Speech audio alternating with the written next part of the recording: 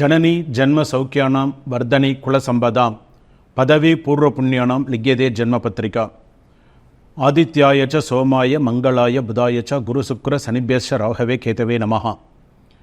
Next gen நேயர்கள் அனைவருக்கும் வணக்கம்.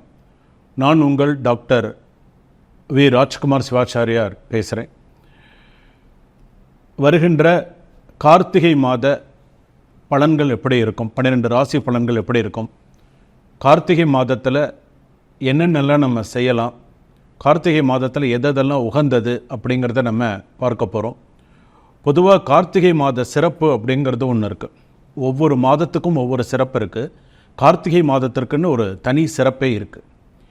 இருளை நீக்கி ஒளி தரும் மாதம் கார்த்திகை மாதம். வளமான வாழ்க்கையை தரக்கூடியது கார்த்திகை மாதம். அதே போல் இம்மாதம் முழுவதும் ஆலயம் சென்று வழிபட்டால் நமக்கு எல்லா நன்மைகளும் நமக்கு கிடைக்கும். ஒவ்வொரு விஷயமும் நம்ம பார்க்க போனால் இந்த கார்த்திகை மாதத்தில் பரணி தீபம் விசேஷமானது. அதே போல் திருக்கார்த்திகை தீபம் ரொம்ப விசேஷமானது. அது மட்டும் இல்லாது கார்த்திகை சோமவாரம் என்று சொல்லக்கூடிய எல்லா திங்கட்கிழமையும் சங்காபிஷேகம் மிகவும் சிறப்பானது. எல்லா சிவாலயங்களிலும் சங்காபிஷேகமானது சிறப்பான முறையில் நடக்கும். சரி, நம்ம அபிஷேகங்கள் எல்லாம் நம்ம கேள்விப்படுறோம். அது என்ன சங்காபிஷேகம், 108 சங்காபிஷேகம் பண்ணுறாங்க, 1008 சங்காபிஷேகம்லாம் பண்ணுறாங்களே, இதோடைய மகத்துவம் என்ன? இதோடைய மகத்துவம்னு ஒன்று இருக்குது இந்த சங்காபிஷேகத்துக்கு அப்படின்னு. அதாவது இந்த சங்கு அப்படிங்கிறது ஒரு மனிதனுடைய வாழ்க்கையில் 3 முறை வந்துட்டு போகிறது. ஒரு மனிதனுடைய சராசரி மனிதனுடைய வாழ்க்கையில் முதல் சங்கு அப்படிங்கிறது குழந்தைக்கு பால் கொடுக்குறாங்க இல்லையா, அதான் முதல் சங்கு, குழந்தைக்கு பால் கொடுக்கறது அப்படிங்கிறது.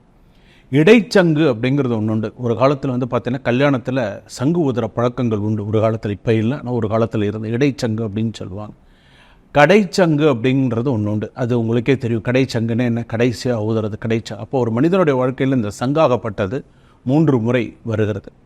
அப்போ இந்த சங்கு அப்படிங்கும்போது இடம்புரி சங்கு இருக்குது, வலம்புரி சங்கு இருக்குது. இந்த வலம்புரி சங்கு இடம்புரி சங்குனால 108 சங்குனாலையும் 1008 சங்குனாலையும் வில்வ சுவாமிக்கு பார்த்தீங்கன்னா சங்காபிஷேகமானது பண்ணுவாங்க, ஹோமங்கள்லாம் பண்ணி. அதே போல் 108 அந்த தீர்த்தம் இருக்குது பார்த்திங்கன்னா, அந்த தீர்த்தம் அவ்வளோ விசேஷமான தீர்த்தம். ஒவ்வொரு சங்குலையும் பார்த்திங்க அப்படின்னு சொன்னால் ஒரு ₹1 காயின், ஒரு தர்பை, ஒரு மா இலை, ஒரு பூ, சந்தன குங்குமம் வைத்து அது முறையாக அது சிவலிங்கம் மாதிரி அடுக்குவாங்க. அழகாக இருக்குது. அதுக்கு பூஜைகள்லாம் செய்து, ஆவாகன பூஜைகள்லாம் செய்து ரொம்ப சிறப்பான முறையில் அந்த சங்காபிஷேகமானது நடைபெறும்.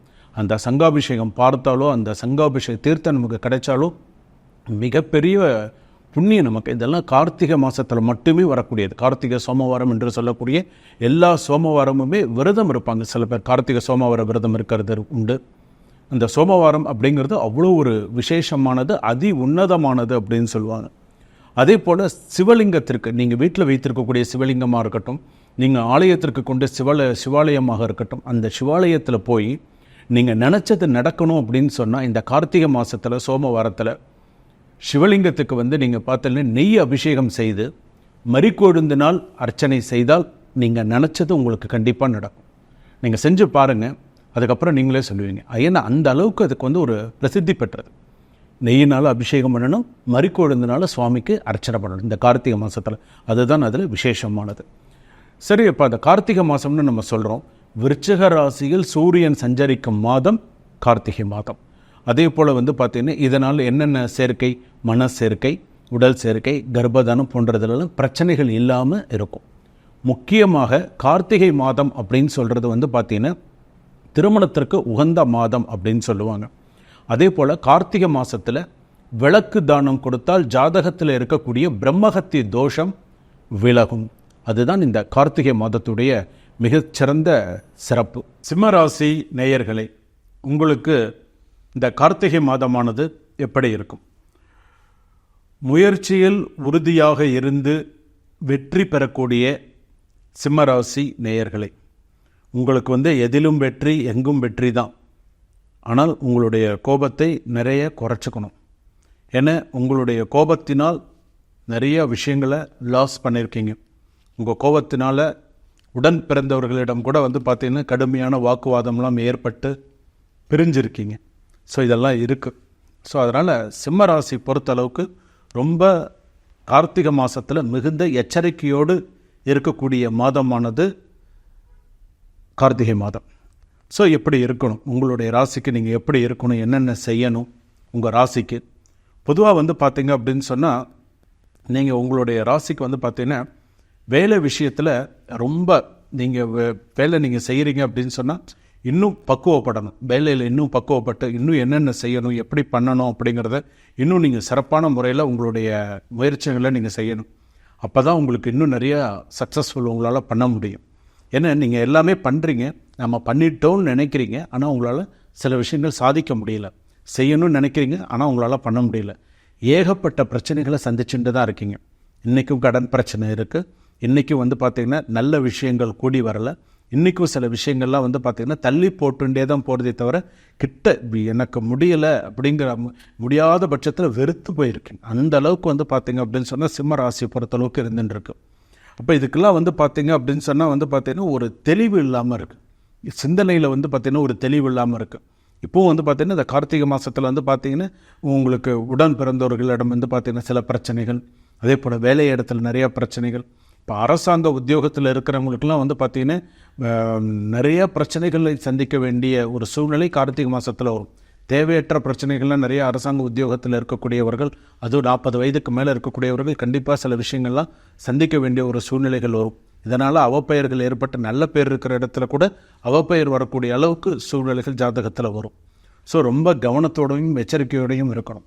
கணவன் மனைவி அப்படின்னு சொல்லும்போது கூட வந்து பார்த்திங்கன்னா விட்டு கொடுத்து போகணும். யாராவது ஒருத்தர் வந்து இல்லைன்னு சொன்னால் பிரிஞ்சு போக வேண்டிய ஒரு சூழ்நிலையும் ஒரு கட்டாயமும் வந்துடும். வேண்டாம், தேவையில்லை, நல்லா ஒற்றுமையாக இருந்தவர்கள், இவங்க 2 பேரும் இவ்வளோ ஒற்றுமையாக இருந்தவங்க தானே, ஏன் இந்த திடீர்னு இந்த மாதிரி அப்படிங்கிற ஒரு சூழ்நிலை வந்துடும். அதனால் கணவன் மனைவிக்குள்ளே ஒருத்தருக்கு விட்டு கொடுத்து போகிறது ஜாதகத்தில் நல்லது. அதுவும் இந்த கார்த்திகை மாதத்தில் ஒருத்தர் பேச்சை வெட்டுறணும். யாராவது ஒருத்தர் பொறுமையாக போயிடணும். கணவன் அல்லது மனைவி விட்டு கொடுத்து பேசாமல் இருந்துடணும். சண்டை பெருசாக விடுறது பேசாமல் ஒருத்தர் இருந்துடணும். இல்லைன்னா இந்த கார்த்திகை மாதத்தில் பிரிஞ்சு போயிடுவாங்க. ஸோ ரொம்ப கவனத்தோடு பேசணும், கவனத்தோடு இருக்கணும். அதே போல் வந்து பார்த்திங்கன்னா வீடு சம்மந்தமான இடத்துல இப்போ நீங்கள் ஒரு வாடகை வீட்டில் இருக்கீங்க அப்படின்னு சொன்னால் நிறையா ப்ரெஷர் அதிகமாக இருக்கும். ஒன்று வீடை காலி பண்ண சொல்லுவாங்க, ஏதாவது ஒரு பிரச்சனைகள் வந்துட்டே இருக்கும். சிம்மராசி பொறுத்தளவுக்கு ரொம்ப கவனத்தோடையும் எச்சரிக்கையோடையும் இருங்க, நிதானத்தோடு இருங்க, பொறுமையாக இருங்க. பேசும்போது நிதானமாக பேசுங்க. இதை சொல்லலாமா, இதை செய்யலாமா, இதை செஞ்சால் எனக்கு நல்லதா, இதை பேசலாமா, பேசினா நல்லதா அப்படிங்கிறத யோசித்து செய்யுங்க. ஒரு விஷயத்தில் போய் நீங்களாக போய் மாட்டிக்காதீங்க. நீங்களாக போய் ஒரு பிரச்சனையை வழியாக போய் மாட்டிக்காதீங்க. நீங்கள் அதாவது சும்மா இருக்கிற சங்க ஊதி கெடுதானா அப்படிங்கிற மாதிரி சும்மா இருக்கிற ஏதாவது ஒரு விஷயத்தை நீங்களாக போய் ஒரு விஷயத்தை கெடுத்துக்காதீங்க. ஏன்னா நீங்கள் நிறைய இந்த கண்ட சனி, 6ல் சனி எல்லாம் நிறைய விஷயங்களெல்லாம் கடந்து வந்துட்டீங்க. 6ல் சனி இருந்து 7ல் கண்ட சனி, ஏகப்பட்ட அதாவது வரவுக்கு சாணியர்னா முழச்சருக்குங்கிற மாதிரி நிறைய செலவுகள். 10 ரூபா சம்பாதிக்கிற இடத்துல 50 ரூபா செலவு பண்ணிட்டு இருக்கீங்க. 40 ரூபா கையை விட்டு போகிறது. எங்கே கடன் வாங்குகிறோம், எங்கே நகையை வைக்கிறீங்க, என்ன பண்ணுறீங்க, சில விஷயங்கள் சில விஷயங்கள் பொய் சொல்கிறீங்க, சில விஷயத்தில் உண்மையை சொல்கிறீங்க, சில விஷயத்தில் ஒரு என்ன சொல்கிறதுன்னு தெரியாமல் உண்மையும் பொய்யும் மாற்றி மாற்றி சொல்லி மாட்டிக்கிறீங்க, கஷ்டப்படுறீங்க. ஸோ அந்த மாதிரியான சூழ்நிலையெல்லாம் இருக்குது. இன்னும் விஷயமாக சொல்லப்போனால் இந்த சிம்மராசிக்கால சில பேருக்கு என்ன தெரியுமா, ஒரு சில சின்னங்கள் தெரியுமா, என்ன தெரியுமா, ஒரு எண்ணங்கள் தெரியுமா வரும். ஒரு வேலையில் இருக்கும்போது ஏதாவது ஒரு விஷயத்தில் சில விஷயத்தில் ஏதாவது ஒரு திருட்டுத்தனம் பண்ணலாமா அப்படிங்கிற ஒரு எண்ணம் வந்துடும். ஸோ இது நம்ம கரெக்டாக தான் செய்கிறோம் அப்படின்னு சொல்லி செஞ்சு மாட்டிப்பாங்க. ஸோ தயவுசெய்து அந்த மாதிரி கெட்ட எண்ணங்களுக்கு வழிவகுக்காமல் என்ன செய்யணும் செய்யக்கூடாதுங்கிறத யோசித்து நிதானித்து செய்யுங்க, சரிங்களா? அதே போல் வந்து பார்த்திங்க அப்படின்னு சொன்னால் இந்த டிசம்பர் மாதத்துலேயே உங்களுக்கு ரொம்ப கெடுதலான நாள் வந்து 6ஆம் தேதி 7ஆம் தேதி ரொம்ப கெடுதலான நாள். ரொம்ப கவனமாக இருங்க. 6, 7 ரொம்ப கவனமாக இருக்கணும். இதில் என்ன மாதிரியான பிரச்சனைகள் வரும்னே சொல்ல முடியாது. அந்தளவுக்கு மோளத்துக்கு 2 பக்கெட் அடினா 4 சைடும் அடி, எல்லா சைடுமே உங்களுக்கு பிரச்சனைகள் வரும். ஸோ டிசம்பர் 6, 7 மிகுந்த எச்சரிக்கையோட கவனத்தோடு இருங்க. திருமணம் காலதாமதமாகும், கண்டிப்பாக வேறு வழி இல்லை. காலதாமதம் கிட்ட வரும், முடிகிற மாதிரி இருக்கும், காலதாமதமாக தான் ஆகும். பேசிட்டு போவாங்க, இதை சொல்கிறேன் அப்படின்னு சொல்லுவாங்க, அவங்ககிட்ட ஃபோன் கால் வராது. நீங்களாக போய் முயற்சி எடுத்து பேசினாலும் அதுவும் அவங்க சரியான ரெஸ்பான்ஸ் பண்ண மாட்டாங்க. ஏதாவது ஒரு பிரச்சனையில் தான் அது அப்படியே தான் நின்று தான் போகும். ஸோ கொஞ்சம் கவனமாக இருக்கும். தாய் வழி அப்படின்னு எடுத்துன்னு சொன்னால் அம்மா வழி உறவில் யாராவது ஒருத்தர் காலமாறத்துக்கு வாய்ப்பு உண்டு. அம்மா வழி உறவுகளில் யாராவது ஒருவர் காலமாறத்துக்கு வாய்ப்பு உண்டு. அந்த துக்க செய்தி அப்படிங்கிறது வரும். ஸோ அதுலேயும் நீங்கள் கொஞ்சம் கவனமாக என்ன செய்யணும் அப்படிங்கிறத யோசித்து செய்யணும். அதே போல் வந்து பார்த்திங்கன்னா ஒரு சில விஷயங்கள், அதாவது சட்டத்துக்கு விரோதமான சில விஷயங்கள் எதுவும் செய்யாதீங்க. என்ன செய்யணுமோ எது செய்யணுமோ அதை மட்டும் செய்யுங்க. விவசாயம் சம்பந்தப்பட்டவர்களுக்கு இந்த கார்த்திகை மாதமானது சிம்மராசிக்கு ஓரளவுக்கு சில சாதகமான சில நல்ல செய்திகள், லாபகரமான சில நல்ல விஷயங்கள் எல்லாமே நடக்கும். அரசாங்க உத்தியோகம் ஓரளவுக்கு வேலை எதிர்பார்த்துட்டு இருக்கிறவங்களுக்கு வேலை கிடைக்கும். அதே போல் வந்து பார்த்திங்க அப்படின்னு சொன்னால் மாணவ மாணவிகள் படிப்பில் நல்லா படிப்பாங்க, நல்ல மார்க் ஸ்கோர் பண்ணுவாங்க. அதே போல் வந்து பார்த்திங்க அப்படின்னு சொன்னால் பெண்கள் வந்து பார்த்திங்க அப்படின்னு சொன்னால் முன்கோபத்தை தவிர்ப்பது நல்லது. பெண்கள் முன்கோபத்தை தவிர்ப்பது நல்லது முதல் விஷயம். அடுத்தது வந்து பார்த்திங்க அப்படின்னு சொன்னால் புதிதாக ஏதாவது ஒரு முயற்சி எடுக்கிறேன், புதுசாக நான் ஏதாவது ஒன்று சக்ஸஸ் பண்ண போகிறேன், நான் புதுசாக நான் ஒன்று ஆரம்பித்து செய்ய போகிறேன் அப்படின்னு சொன்னால் அந்த விஷயத்தில் யோசித்து செய்யுங்க, அவசரப்பட வேண்டாம். வண்டி வாகனங்களில் பெண்கள் அதீத கவனத்தோடு இருக்கிறது நல்லது. அதே போல் வந்து பார்த்திங்கன்னா கோர்ட்டு கேஸ் கொஞ்சம் நிலுவையில் இருக்கும். அது விவாகரத்து கேஸாக இருந்தாலும் சரி, பூர்வீக சம்பந்தமான சொத்து சம்பந்தமான கேஸாக இருந்தாலும் சரி, அதெல்லாம் நிலுவையில் தான் இருக்கும். கார்த்திகை மாதத்தில் ஒரு சுப செய்தியாக வந்து சேராது. சரி இது இதோடு முடிஞ்சுது அப்படிங்கிறதுலாம் வராது. 2வது திருமணத்துக்கு நான் எதிர்பார்த்துட்டுருக்கேன், எனக்கு 2வது திருமணம் நடக்குமா அப்படின்னு சொன்னால் அது கேள்விக்குறி தான். இப்போதைக்கு அது கொஞ்சம் நடக்கிறதுங்கிறது கொஞ்சம் கஷ்டம்தான். இப்போ வருவாங்க, பேசுகிற மாதிரி இருக்கும், முடிகிற மாதிரி இருக்கும், கொஞ்சம் காலதாமதித்து தான் முடியும்.